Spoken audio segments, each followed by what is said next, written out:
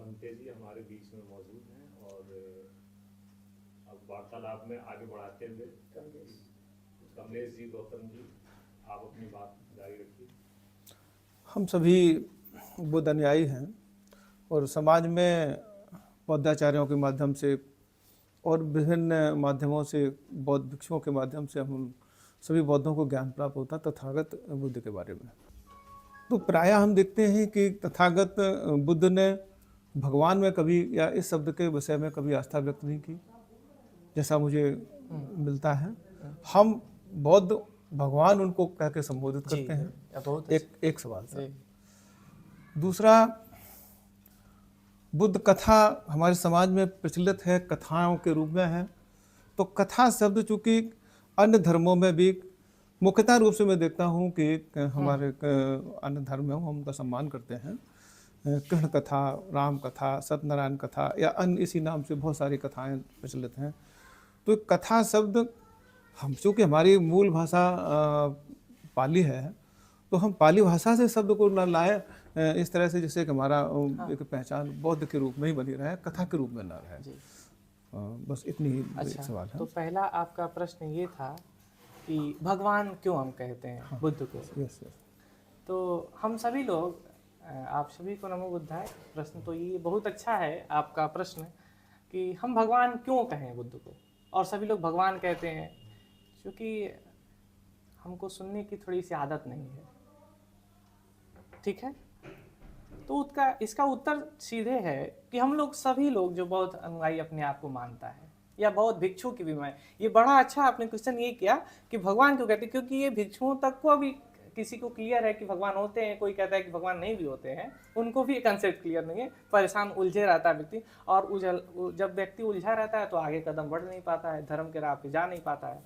तो इसका उत्तर मैं बता रहा हूँ, क्योंकि हम लोग पर डे के लाइफ में जो भी बुद्ध को मानता है प्रत्येक दिन उनको वंदना करता है, इतिपिसो भगवा, है ना, अरहं सम्मा संबुद्धो भगवा। इसमें मतलब इतिपिसो भगवा, ये भगवा शब्द आ गया ना, भगवा पाली का शब्द है। असल बात तो ये है कि अगर भगवा शब्द की बात करेंगे आप, तो भगवा न इंग्लिश शब्द है, न संस्कृत शब्द है, न हिंदी शब्द है, ये मूल पाली का शब्द है भगवा।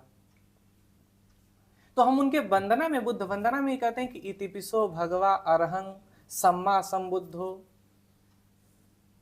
है ना।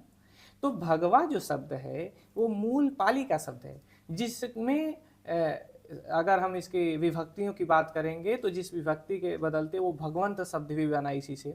और भागवता जो शब्द है वो संस्कृत का शब्द है, जिसका हिंदी अगर मूल आप देखेंगे आज तो भगवान शब्द बन गया उससे, है ना। हमारा सवाल ये है ना, हाँ, कि जैसे अभी आपने कहा कि हम अपनी वंदनाओं में उसमें तो भगवा शब्द का उपयोग करते हैं, और भगवा से आगे बना भाव बना भगवान का। हमारा आपसे अनुरोध यह है कि भगवान की परिकल्पना ही बौद्ध बस हम समझ रहे हैं, वो हम बता रहे हैं, बस आप शब्दों को पहले समझें कि भगवा शब्द तो तृतीय विभक्ति का शब्द, इसे भगवान शब्द बना है। तो भगवान किसे कहते हैं, प्रश्न आपका ये है कि भगवान क्यों कहते हैं बुद्ध को। बुद्ध ने भगवान नहीं कहा, लेकिन भगवान को सबसे पहले आप बुद्ध वंदना में त्रिपिटक की मूल की हम बात कर रहे हैं, त्रिपिटक मूल ग्रंथों की अगर जब आप बात करते हैं तो उनका सबसे पहले ही बुद्ध वंदना में इतिपिसो भगवा अरहं सम्मा संबुद्धो विद्या चरण संपन्नो सुगतो लोकविदु, ऐसी वंदना है। ठीक है, तो भगवान उसे कहते हैं बुद्ध के शब्दों में, भग्ग रोगो भग्ग दोषो भग्ग मोहो त्युच्यति अथस पापका धम्मा भगवा तीन पहुंचती, है ना। जो भगवान उसे कहा बुद्ध ने, ये मापदंड है भगवान शब्द का कि भगवान किसे कहते हैं। तो बुद्ध कहते हैं कि जो राग को भंग कर चुका है ना, भग्न कर चुका है, दोष को भग्न कर चुका है, मोह को भग्न कर चुका है। इस संसार में हम तीन चीजों के कारण बस जी रहे हैं, राग के कारण, मोह के कारण, है ना, द्वेष के कारण। ये जो आपकी जो ये विषय है ना, बस इसी में उलझे हुए हैं। देखेंगे कि आपका विषय अगर दुख होता है तो कोई प्रिय आपका बिछड़ रहा है तो ये राग जग रहा है ना उससे कि मेरा है, माता मर रही है तो इसलिए नहीं दुख है कि माता मरी है, दुख इसलिए कि मेरी माता है, तो ये राग है ना माता के प्रति, नहीं तो माता तो कितनी मरती है रोज संसार में। द्वेष है तो मेरा दुश्मन है, दुश्मन नहीं है मेरा दुश्मन है इसलिए तो द्वेष है ना। मोह है राग है, द्वेष है, लोभ है।